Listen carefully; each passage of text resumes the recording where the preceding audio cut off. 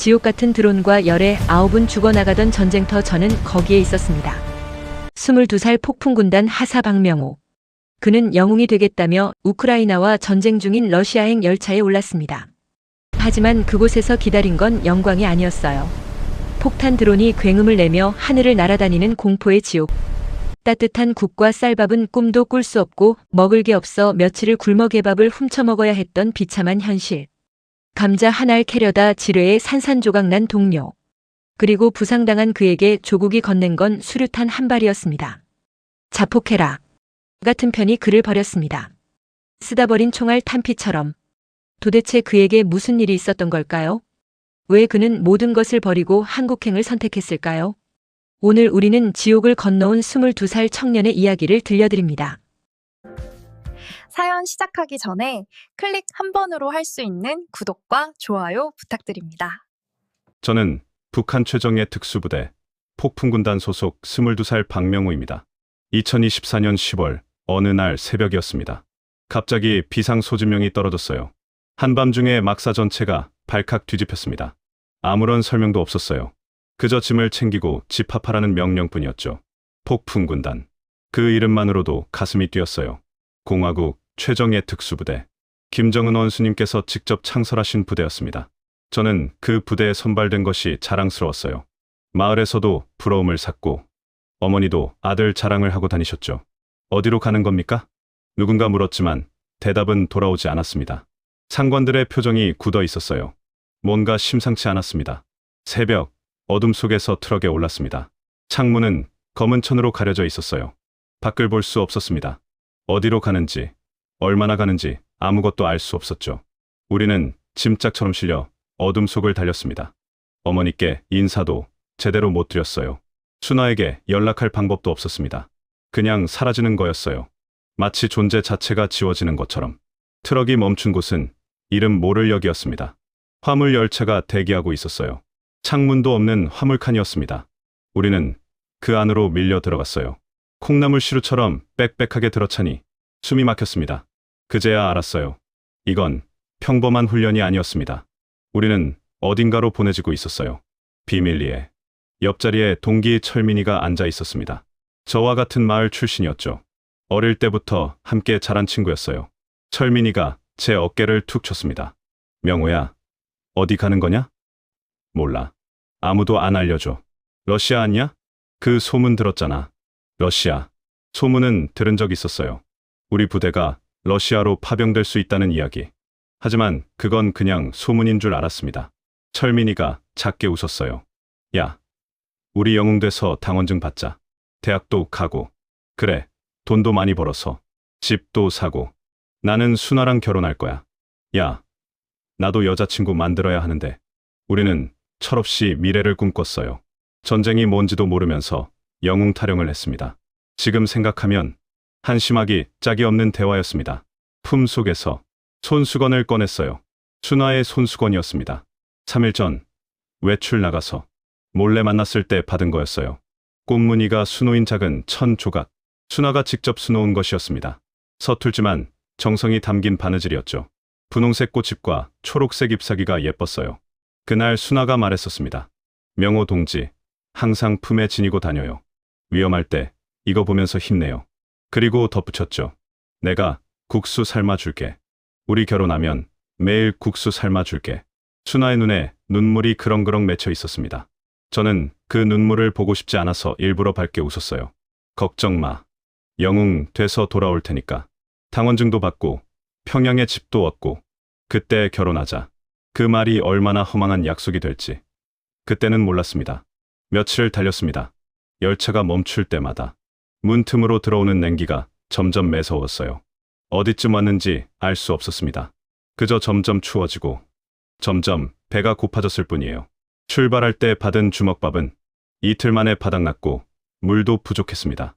드디어 열차가 완전히 멈췄습니다. 문이 열리는 순간 칼바람이 얼굴을 후려쳤어요. 눈을 뜰 수가 없었습니다. 영하 20도는 넘는 것 같았어요. 간신히 눈을 떠서 바라본 곳은 춥고 황량한 허벌판이었습니다. 러시아의 어느 구석인지도 모를 곳이었죠. 눈이 모든 것을 덮고 있었어요. 플랫폼에 러시아 군인들이 서 있었습니다. 그들의 눈빛이 이상했어요. 환영의 눈빛이 아니었습니다. 경멸이었어요. 마치 가축을 바라보는 것 같은 시선이었죠. 우리를 사람으로 보지 않았습니다. 한 러시아 병사가 우리를 보며 뭐라고 중얼거렸어요. 말은 알아듣지 못했지만 비웃는다는 건 알 수 있었습니다. 등골이 서늘해졌습니다. 뭔가 잘못됐다는 직감이 들었어요. 하지만 이미 돌아갈 수 없었습니다. 숙소로 이동하는 트럭 안에서 저는 품속의 손수건을 다시 꺼내 만져봤어요. 수나가 수놓은 꽃무늬가 손끝에 느껴졌습니다. 분홍색 꽃잎과 초록색 잎사귀. 이것만이 제 유일한 부적이었어요. 수나야, 기다려라. 꼭 살아서 돌아갈게. 그렇게 다짐했습니다. 손수건을 다시 품속 깊이 넣었어요. 그때까지만 해도 저는 살아 돌아가는 것이 얼마나 어려운 일인지 몰랐어요. 전쟁이 무엇인지, 배고픔이 무엇인지, 인간이 얼마나 쉽게 무너지는지 전혀 몰랐습니다.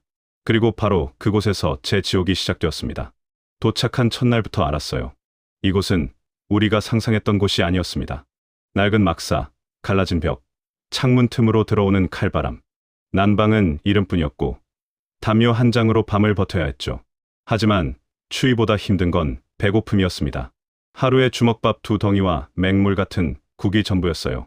국이라고 해봐야 소금물에 배추 몇 조각 떠다니는 게 다였습니다. 혈기왕성한 22살 청년들에게는 턱없이 부족한 양이었죠. 훈련은 살인적이었는데 먹는 건 거지만도 못했습니다. 처음에는 참았어요.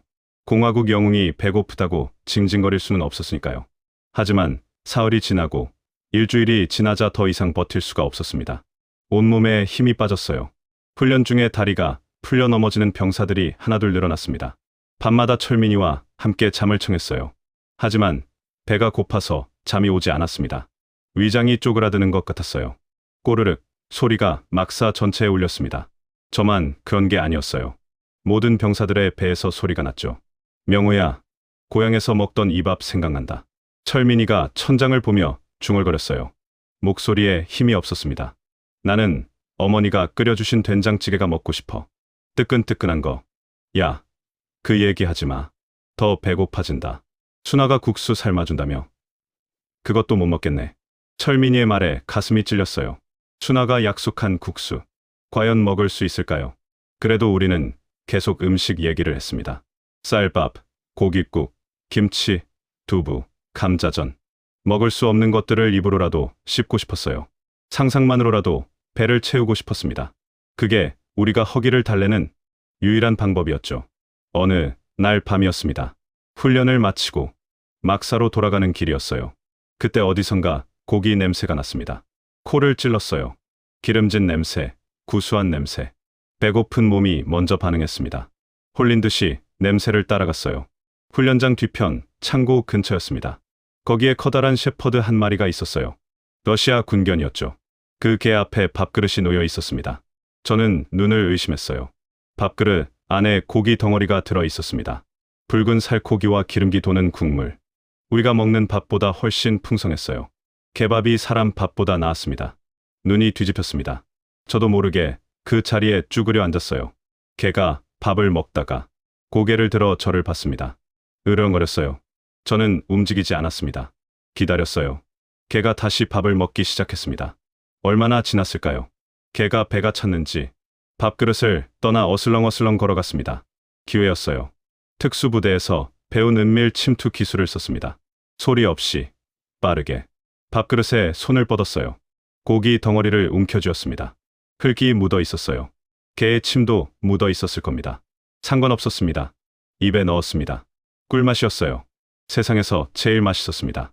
씹지도 않고 삼켰어요. 목이 메었지만 억지로 넘겼습니다. 또 집어 먹었어요. 허겁지겁, 짐승처럼. 그때 뒤에서 소리가 들렸습니다. 이 새끼가. 러시아어였어요. 뒤돌아보니 러시아 병사가 서 있었습니다. 얼굴이 불그락불락했어요. 그가 달려와서 제 옆구리를 걷어찼습니다. 땅바닥에 나뒹굴었어요. 또 발길질이 날아왔습니다. 배를, 등을, 머리를 맞았습니다. 개보다 못한 놈. 러시아어라 정확히는 몰랐지만 그 말 뜻은 알 수 있었어요. 경멸과 조롱이 담긴 목소리였습니다. 맞으면서도 저는 입안에 고기를 뱉지 않았습니다. 이를 악물고 삼켰어요. 살아야 했으니까요. 이 고기라도 먹어야 내일 훈련을 버틸 수 있었으니까요. 러시아 병사가 침을 뱉고 돌아갔습니다. 저는 한참을 땅바닥에 엎드려 있었어요. 온몸이 쑤셨습니다. 하지만 몸보다 마음이 더 아팠어요. 나는 공화국 영웅이 아니었습니다. 그냥 굶주린 짐승이었어요. 케밥을 훔쳐 먹다 걸려서 맞는 비참한 존재였죠. 간신히 몸을 일으켜 막사로 돌아왔습니다. 철민이가 잠들어 있었어요. 저는 그 옆에 누웠습니다. 입가에 묻은 기름기를 손등으로 닦았어요. 눈물이 났습니다. 소리 없이 울었어요. 순아 생각이 났습니다. 어머니 생각이 났습니다. 영웅이 되어 돌아가겠다던 약속이 떠올랐어요. 순아야, 나 지금 케밥 훔쳐 먹고 맞았어. 이게 너의 영웅이야. 품속의 손수건을 꺼내 얼굴을 묻었습니다. 꽃무늬가 제 눈물에 젖었어요. 그날 밤, 저는 처음으로 이곳에서 죽을 수도 있겠다는 생각을 했습니다. 영웅은커녕 개만도 못한 취급을 받다가 굶어 죽을 수도 있겠다고요. 하지만 그때까지만 해도 저는 몰랐어요. 이건 시작에 불과했다는 것을, 진짜 지옥은 아직 오지 않았다는 것을. 훈련 2주 만에 트럭에 실렸습니다. 행선지는 최전방 쿠르스크, 우크라이나 국경 지대였어요. 트럭 안에서 강 중대장이 소리쳤습니다. 동무들, 러시아 동무들을 도와 적을 섬멸하라. 공화국의 영웅이 되어라. 병사들이 구호를 외쳤어요. 저도 따라 외쳤습니다. 하지만 목소리에 힘이 없었어요. 배가 고팠고 몸이 지쳐 있었습니다. 무엇보다 손에 쥐어진 것은 낡은 소총 한 자루뿐이었어요. 녹이 슬어 있었습니다. 이걸로 뭘 어떻게 하라는 건지 모르겠었죠.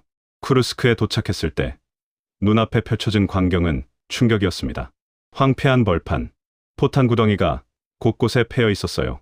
불에 탄 건물 잔해, 뒤집힌 차량들, 총알 구멍이 숭숭 뚫린 벽, 그리고 코를 찌르는 냄새, 처음 맡아보는 냄새였어요. 역겹고 달콤한 냄새가 섞여 있었습니다. 나중에야 알았습니다. 그게 시체 썩는 냄새라는 걸. 철민이가 제 팔을 잡았어요. 손이 떨리고 있었습니다. 명호야, 여기 진짜 전쟁터구나. 대답할 수 없었어요. 입이 바짝 말랐습니다. 참으로 이동했습니다. 좁고 축축한 흙, 구덩이였어요. 물이 고여 있었고 어디선가 쥐가 지나갔습니다. 여기서 싸우라는 거였습니다. 도착하자마자 하늘에서 이상한 소리가 들렸습니다. 윙, 모기 소리 같았어요. 아니, 벌 소리에 더 가까웠습니다. 고개를 들어 하늘을 봤습니다. 작은 점이 보였어요. 새인 줄 알았습니다. 엎드려 누군가 비명을 질렀어요. 그 순간 앞서가던 1분 대장이 폭발과 함께 사라졌습니다. 쾅!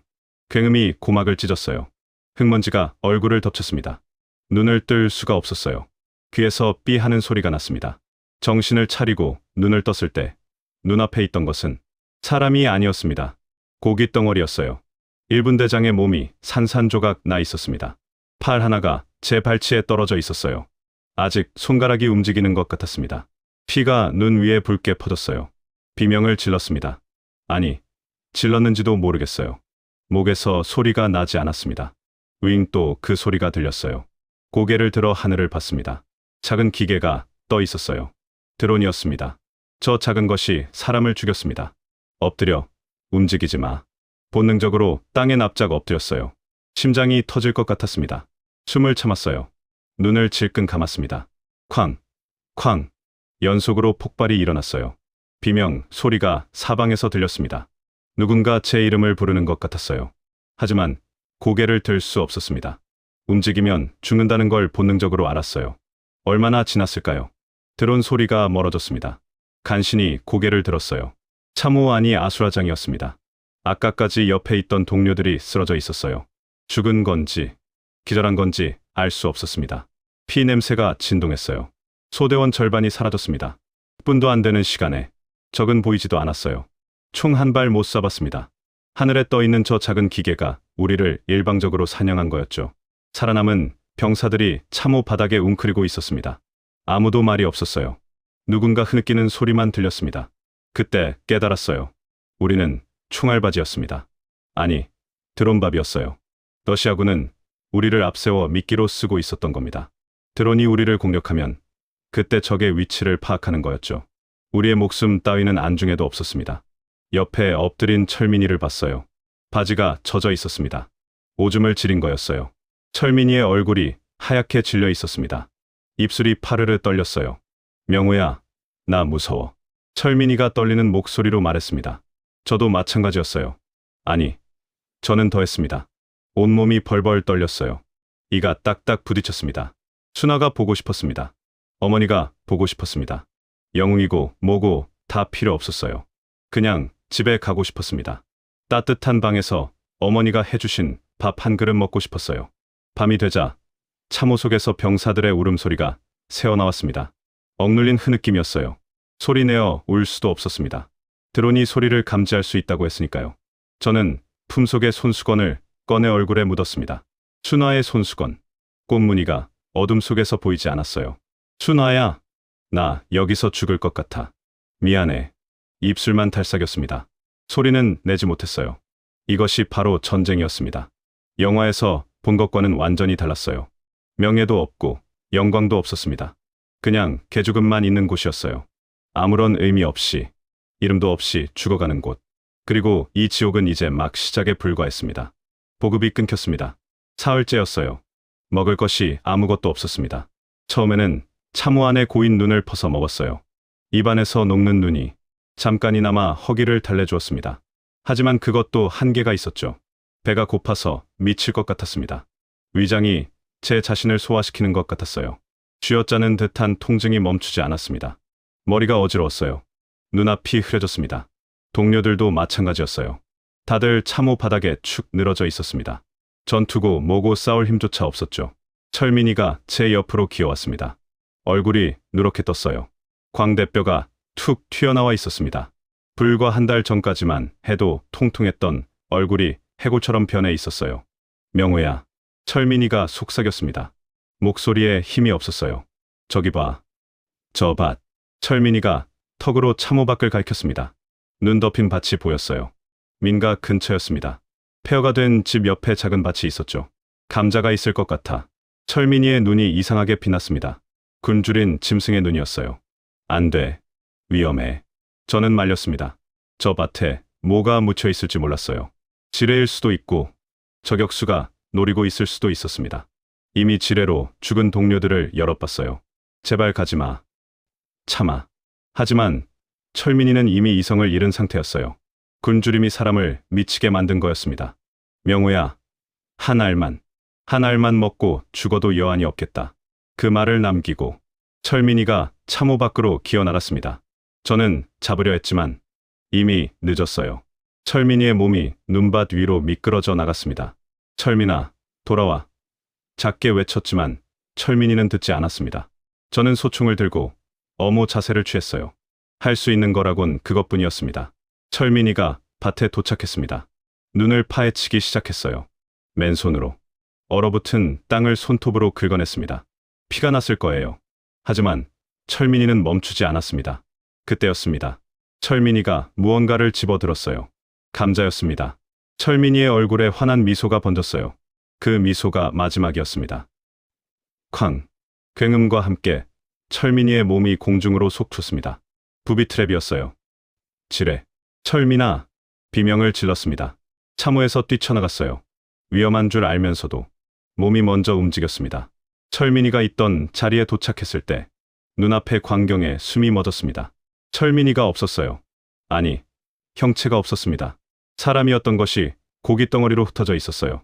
팔 하나가 저쪽에, 다리가 이쪽에, 피가 하얀 눈을 붉게 물들이고 있었습니다.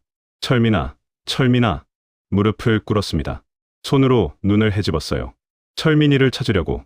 하지만 찾을 수 있는 건 없었습니다. 그때 뭔가가 눈에 들어왔어요. 감자 한 알. 철민이가 캐낸 감자였습니다. 반쯤 검게 그을려 있었어요. 철민이의 피가 묻어 있었습니다. 흙도 묻어 있었죠. 저는 미친 사람처럼 그 감자를 집어들었습니다. 손이 떨렸어요. 눈물이 쏟아졌습니다. 하지만 저는 그 감자를 입에 넣었어요. 씹었습니다. 피 맛이 났어요. 흙 맛도 났습니다. 그리고 구수한 감자 맛. 모든 맛이 뒤섞였어요. 목이 메어 넘어가지 않았습니다. 하지만 위장은 요동치며 음식을 받아들였어요. 울면서 삼켰습니다. 친구의 목숨과 바꾼 감자였어요. 철민이가 그토록 먹고 싶어 했던 감자. 철민이는 한 입도 못 먹고 죽었는데 저는 그걸 먹고 있었습니다. 하늘을 향해 소리 없는 비명을 질렀습니다. 왜 우리가 여기서 이러고 있어야 하냐고. 대답은 없었어요. 차가운 바람만 얼굴을 스쳤습니다. 한참을 그 자리에 주저앉아 있었습니다. 철민이의 피로 물든 눈을 바라봤어요. 우리가 함께 꿈꾸던 미래가 떠올랐습니다. 영웅이 되자고, 당원증 받자고, 대학 가자고 했던 철없는 약속들. 이제 그 약속을 지킬 사람은 저 혼자뿐이었습니다. 동료들이 와서 저를 끌어갔어요. 철민이의 시신은 수습할 수 없었습니다. 너무 흩어져 있었으니까요. 그냥 눈 위에 남겨두고 떠나야 했습니다. 그날 밤, 저는 잠을 이룰 수 없었어요. 눈을 감으면 철민이의 마지막 미소가 보였습니다. 감자를 들고 환하게 웃던 얼굴. 그리고 폭발, 품속에 손수건을 꺼냈습니다. 순화의 손수건. 이제 거기에도 피 냄새가 배어 있었어요. 철민아, 미안하다.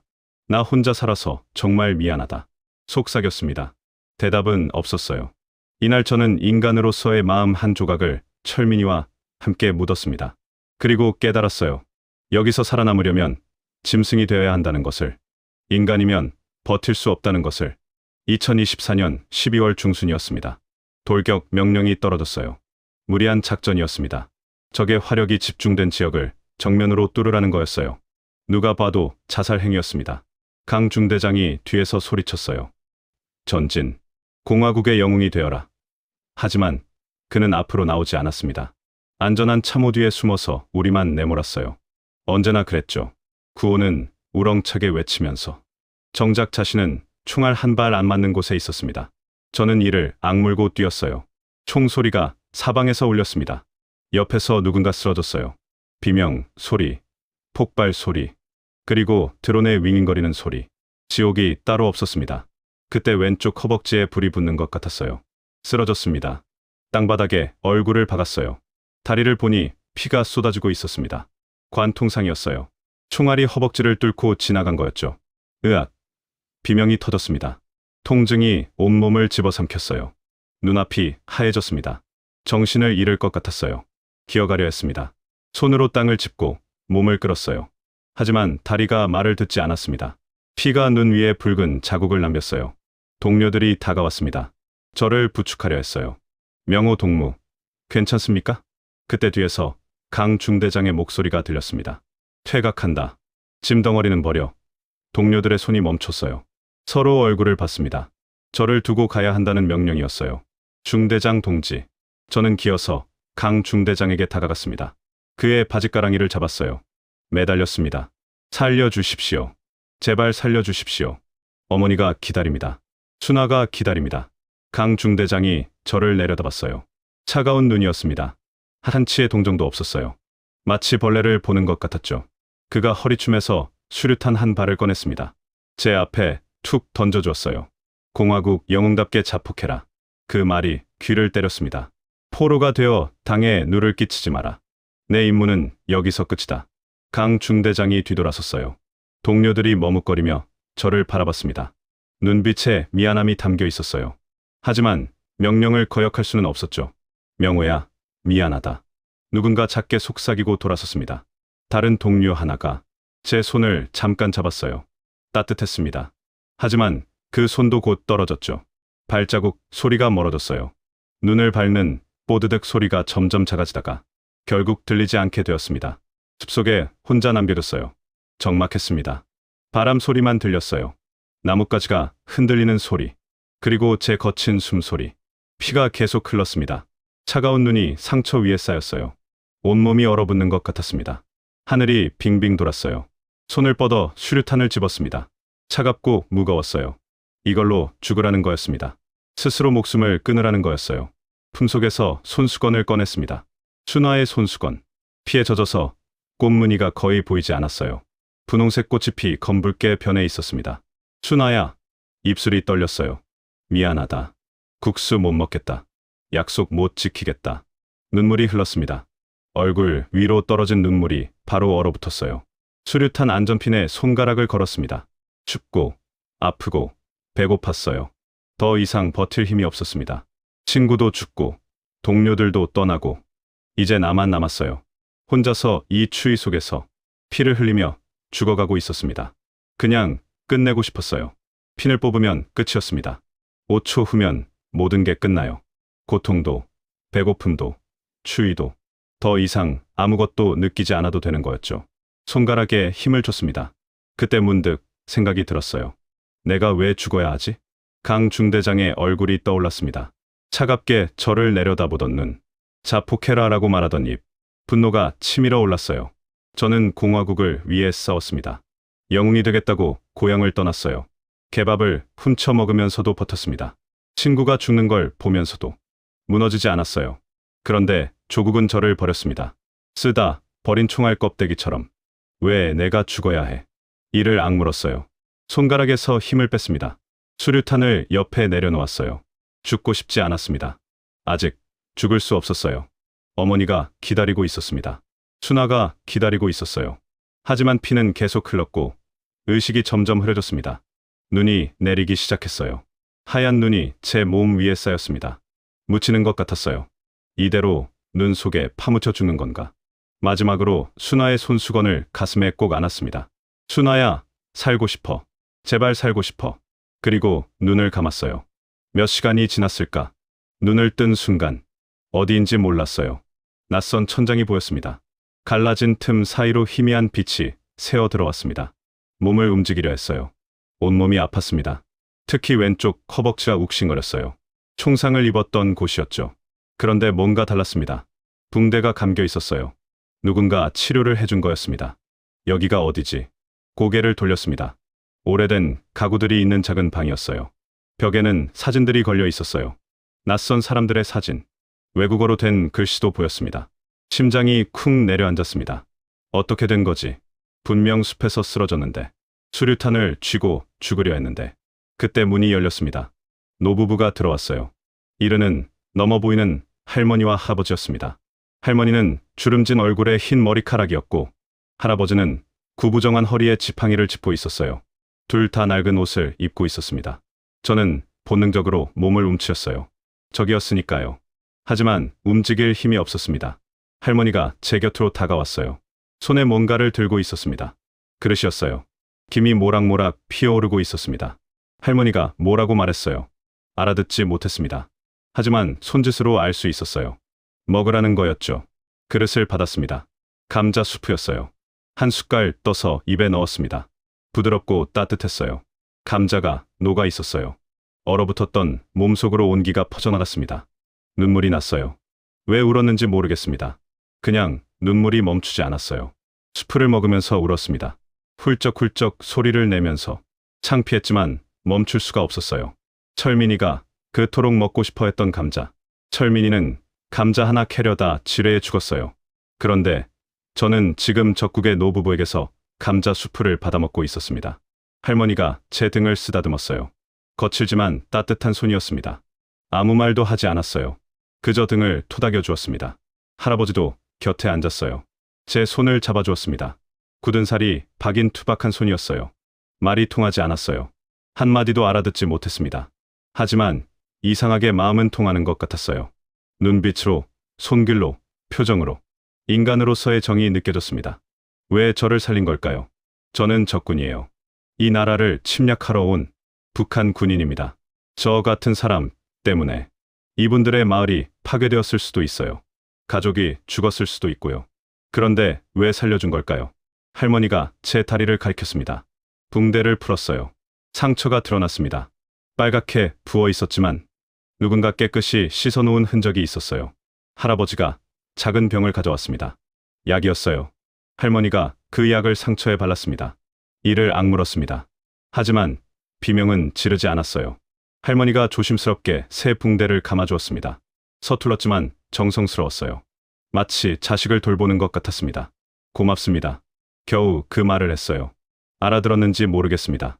하지만 할머니가 미소를 지었어요. 주름진 얼굴에 핀 따뜻한 미소. 강 중대장은 저를 죽이려 했습니다. 수류탄을 던져주며 자폭하라고 했어요. 같은 편이었는데, 같은 민족이었는데, 이 노부부는 저를 살렸어요. 적군인데, 수프를 먹이고, 상처에 약을 발라주고, 따뜻한 방에 눕혀주었습니다. 세상이 뒤집히는 기분이었어요. 내가 믿었던 것들이 무너졌습니다. 조국, 동지, 적, 그 모든 개념이 흔들렸어요. 적이라고 배웠던 사람들이 저를 살렸고, 동지라고 믿었던 사람들이 저를 버렸습니다. 할머니가 이불을 덮어주었어요. 낡았지만 포근했습니다. 할아버지가 불을 지폈어요. 방 안이 따뜻해졌습니다. 노부부가 방을 나갔어요. 문을 닫기 전에 할머니가 돌아봤습니다. 손을 흔들었어요. 푹 자라는 뜻 같았습니다. 저는 천장을 바라봤어요. 살아 있었습니다. 적국의 노부부 덕분에, 말도 통하지 않는 사람들 덕분에 눈물이 또 흘렀어요. 이번에는 감사의 눈물이었습니다. 품속에서 손수건을 꺼냈어요. 순화의 손수건. 피에 절어 있었지만 여전히 제 부적이었습니다. 순화야, 나 살았어. 아직 살아있어. 속으로 말했어요. 눈이 무거워졌습니다. 며칠 만에 처음으로 안전한 곳에 있었어요. 따뜻한 곳에. 더 이상 드론 소리도, 총소리도, 폭발 소리도 들리지 않았습니다. 그날 밤, 저는 정말 깊이 잠들었어요. 꿈을 꾸지 않았습니다. 철민이의 비명도, 강 중대장의 얼굴도 나타나지 않았어요. 그저 깊고 고요한 잠이었습니다. 오랜만에 정말 푹 잤어요. 노부부의 집에서 일주일을 지냈습니다. 할머니와 할아버지는 매일 저를 돌봐주셨어요. 할머니는 음식을 가져다 주셨고, 할아버지는 다리 상처에 약을 발라주셨습니다. 감자 수프, 빵, 가끔은 치즈도 있었어요. 북한에서 먹던 것보다 훨씬 나았습니다. 다리 상처가 조금씩 아물었어요. 노부부 덕분이었습니다. 전쟁통에 약을 구하기 쉽지 않았을 텐데 어디서 구하셨는지 모르겠어요. 어느 날이었습니다. 할머니가 뭔가를 들고 방에 들어오셨어요. 작은 기계였습니다. 처음에는 뭔지 몰랐어요. 스마트폰이었습니다. 북한에서 본 적은 있었어요. 고위 간부들만 쓰는 물건이었죠. 저 같은 병사는 만져볼 수도 없었습니다.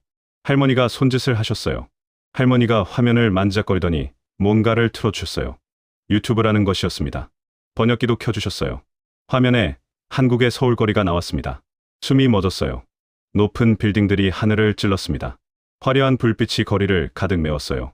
깨끗한 도로, 반짝이는 자동차들, 사람들이 웃으며 걸어다녔습니다. 굶주린 사람이 한 명도 없어 보였어요.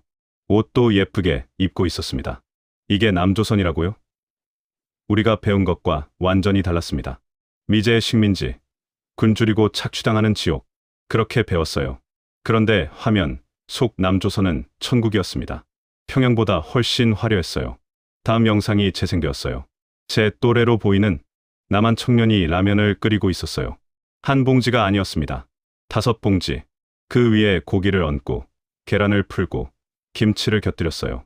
양이 어마어마했습니다. 그리고 먹기 시작했습니다. 허겁지겁이 아니었어요. 여유롭게, 맛있게. 젓가락으로 면을 한가득 집어서 입에 넣었습니다. 배 터지게 먹으면서 웃고 있었어요. 중간에 검은색 음료도 마셨습니다. 콜라라는 거라고 나중에 알았죠. 먹다 남긴 건 버리는 것 같았어요. 손이 떨렸어요. 저는 배고파서 케밥을 훔쳐 먹었습니다. 친구는 감자 하나 캐려다 지뢰에 죽었어요. 눈을 퍼먹으며 굶주림을 버텼습니다. 그런데 저 사람은 저렇게 여유롭게 먹고 있었어요. 저게 남조선입니까? 목소리가 갈라졌습니다. 분노가 치밀었어요. 속았습니다. 완전히 속았어요. 조국이, 당이, 원수님이 우리에게 거짓말을 한 거였습니다. 남조선이 지옥이라고, 우리가 제일 행복하다고. 다 거짓말이었어요. 새빨간 거짓말. 다른 영상도 봤습니다. 아이돌이라는 사람들이 노래하고 춤추고 있었어요. 순화 또래의 여자아이들이었습니다. 예쁜 옷을 입고 화장을 하고 환하게 웃었어요. 반짝이는 무대에서 자유롭게 춤을 췄습니다. 북한에서는 상상도 못할 모습이었어요. 순화 생각이 났어요. 순화는 지금 뭘 하고 있을까요? 저를 기다리고 있겠죠. 국수 삶아주겠다던 약속을 지키려고. 하지만 순화는 저런 옷을 입어본 적도, 저렇게 웃어본 적도 없을 거예요. 가슴이 아팠습니다. 방 구석에 작은 거울이 있었습니다. 제 얼굴을 비춰봤어요. 피골이 상접했습니다. 광대뼈가 튀어나오고 눈이 푹 꺼져 있었어요. 거지보다 못한 꼴이었습니다. 폭풍군단 최정예 특수부대원이 이 모양이었어요. 화면 속 남한 청년들과 비교가 되었습니다. 같은 민족인데, 같은 나이인데 하늘과 땅 차이였어요. 가고 싶다. 입에서 말이 튀어나왔습니다. 저곳으로 가고 싶다. 밥이라도 실컷 먹고 싶다. 노부부가 저를 바라봤어요. 할머니와 할아버지 모두 슬픈 눈이었습니다. 저는 스마트폰을 빌렸어요. 번역기를 켰습니다. 손가락이 떨렸어요. 한 글자 한 글자 눌렀습니다. 저 남한으로 가고 싶습니다. 도와주세요. 번역된 문장을 노부부에게 보여드렸어요. 할머니가 한참 화면을 바라봤습니다. 할아버지와 눈을 마주쳤어요. 그리고 두 분이 천천히 고개를 끄덕였습니다. 할머니가 번역기에 뭔가를 입력했어요. 살아야지. 젊은이는 살아야 해. 우리가 도울게. 그 말이 화면에 떴습니다. 눈물이 났어요. 적국의 노부부가 저를 도와주겠다고 했습니다. 저는 노부부의 손을 꼭 잡았습니다. 감사합니다. 정말 감사합니다. 은혜 평생 잊지 않겠습니다. 그날 밤 저는 결심했습니다. 남한으로 가겠다고. 살아서 반드시 가겠다고. 그리고 언젠가 어머니와 순아를 데려오겠다고. 이 노부부의 은혜도 꼭 갚겠다고. 품속에 손수건을 꺼냈어요. 피에 젖어 빛바랜 꽃무늬. 순아의 손수건. 처음 받았을 때보다 많이 낡았지만 여전히 제 부적이었습니다. 순아야, 기다려라. 내가 꼭 데리러 갈게. 반드시 약속 지킬게. 속삭였습니다. 처음으로 진짜 희망이 생겼어요. 살 수 있을 것 같았습니다. 2025년 1월 말이었습니다. 노부부가 우크라이나군 초소에 연락을 해두셨어요. 할아버지는 전쟁 전에 마을 이장을 하셨다고 했습니다. 아는 사람이 많았어요. 새벽이었습니다. 떠나야 할 시간이 됐어요. 노부부와 작별 인사를 했습니다. 적군인 저를 품어주신 분들, 할머니가 제 손에 꼬깃꼬깃한 지폐 몇 장과 빵을 쥐어주셨어요. 넉넉하지 않으실 텐데. 할아버지가 제 어깨를 두드리며 고개를 끄덕였습니다. 받으라는 뜻이었어요. 저는 노부부를 껴안았습니다. 펑펑 울었어요. 말도 통하지 않는 적국의 노인들이 저를 살려주셨습니다. 고맙습니다. 은혜 잊지 않겠습니다. 집을 나섰습니다. 노부부가 문 앞에 나란히 서서 손을 흔들고 계셨어요.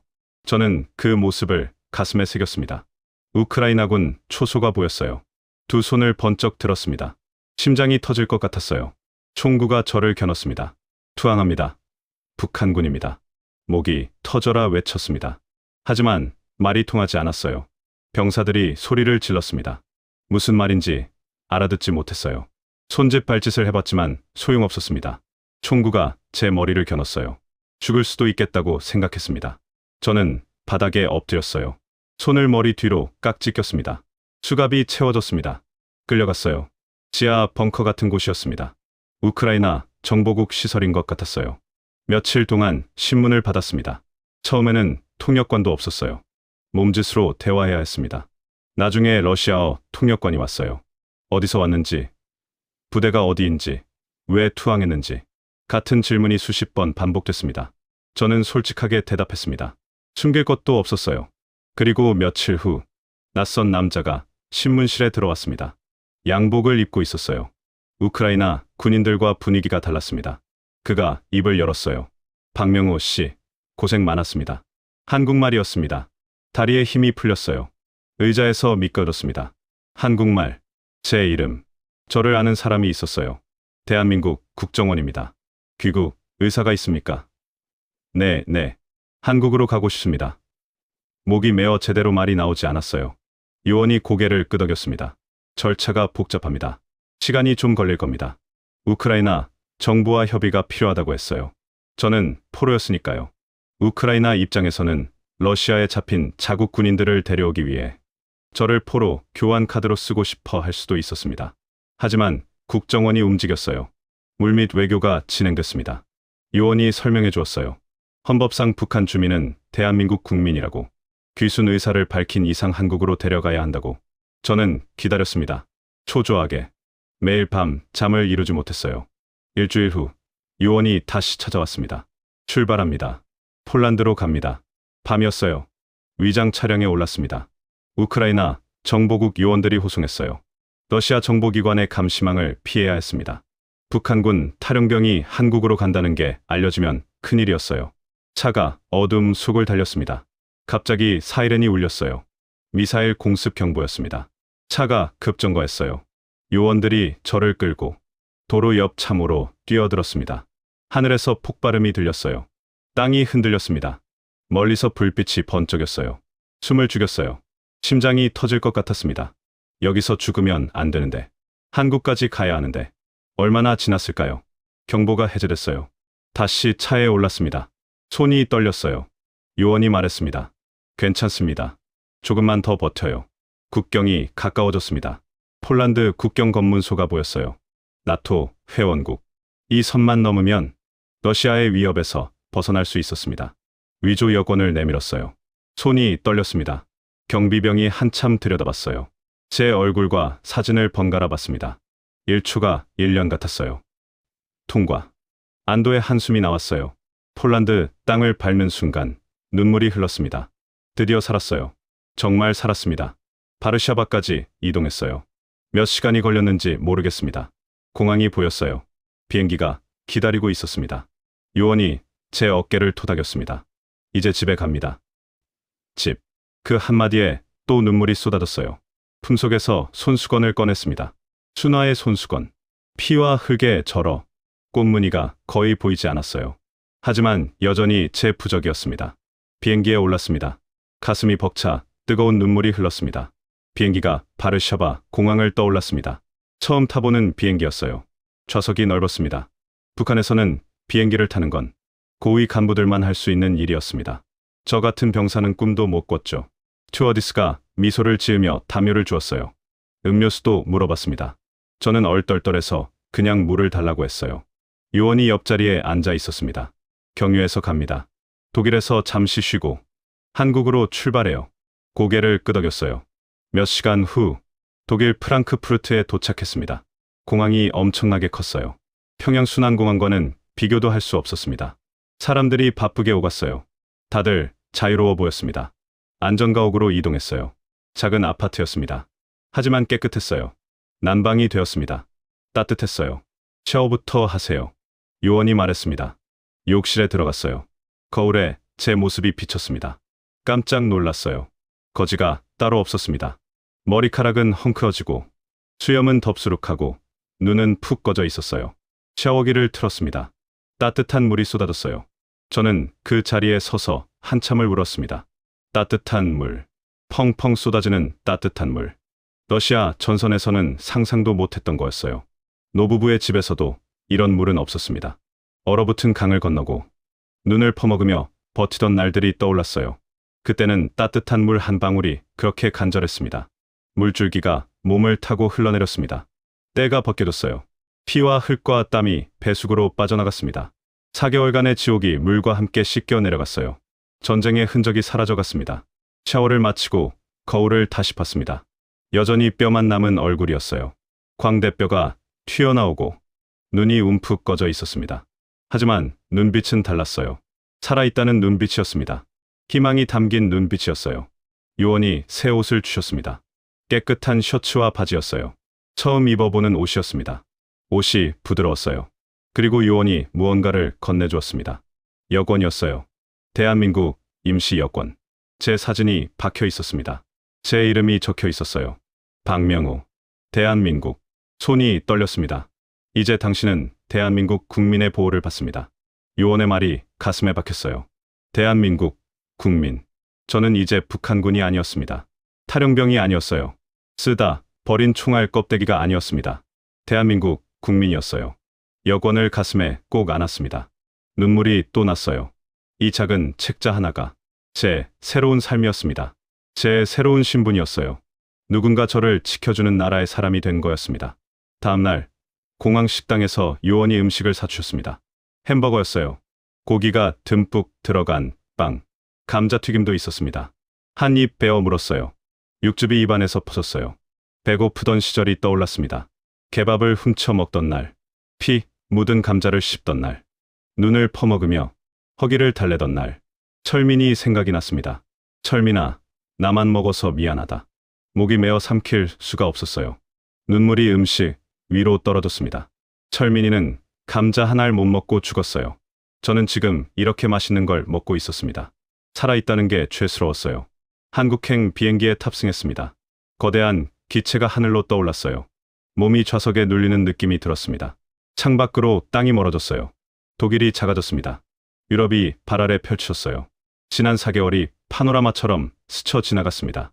새벽에 트럭에 실리던 날, 순화에게 인사도 못하고 떠나던 날, 철민이와 열차 안에서 미래를 꿈꾸던 날, 케밥을 훔쳐 먹다 맞던 날, 드론 공격에 동료들이 죽어가던 날, 철민이가 지뢰에 산산조각 나던 날, 강 중대장이 수류탄을 던지며 자폭하던 날, 노부부의 따뜻한 감자 수프, 스마트폰에서 본 서울의 불빛, 우크라이나, 정보국, 지하, 벙커에서 만난 국정원 요원.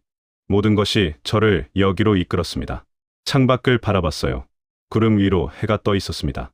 눈이 부셨어요. 아름다웠습니다. 태어나서 이렇게 아름다운 하늘은 처음이었어요. 자유의 하늘이었습니다. 이제 지옥을 벗어납니다. 속삭였어요. 품속의 손수건을 만졌습니다. 순화의 손수건. 피에 절고 흙에 젖어 꽃무늬가 거의 보이지 않았어요.